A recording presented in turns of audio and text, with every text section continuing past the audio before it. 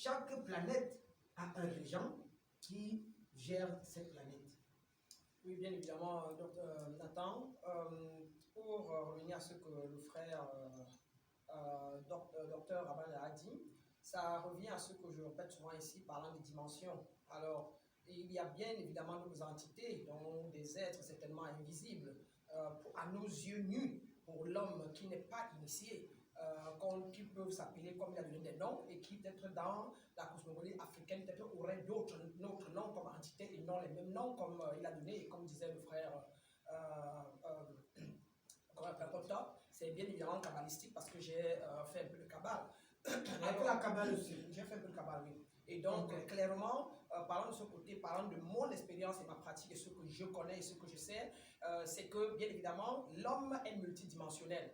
Qui veut dire que celui qui acquiert la connaissance et qui maîtrise qui il est, à savoir maîtriser les lois hermétiques, alors il peut se pavaner dans cette dimension-là. Il peut peut-être au départ partant de la troisième dimension qui est la dimension humaine, dans la dimension dense dans laquelle nous sommes, où nous voyons avec les yeux visibles, alors on peut rencontrer donc les états d'esprit et des hommes. Mais quand on va dans la quatrième dimension, on peut donc rencontrer des esprits de la dimension 4 qui sont un peu plus légers et peut-être encore un peu plus méchants ou quoi que ce soit. Il faut quels yeux pour voir ces...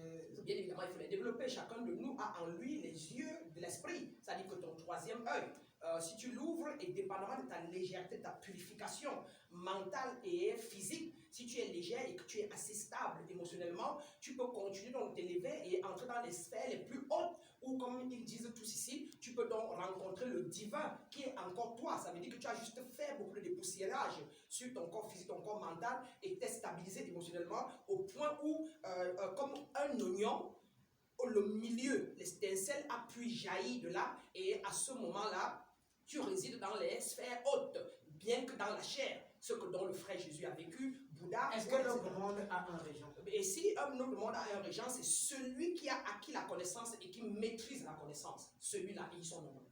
Merci. On va partir, hein, on va faire un petit voyage du côté de Lomé, car la liaison entre Lomé et Yaoundé est assurée par...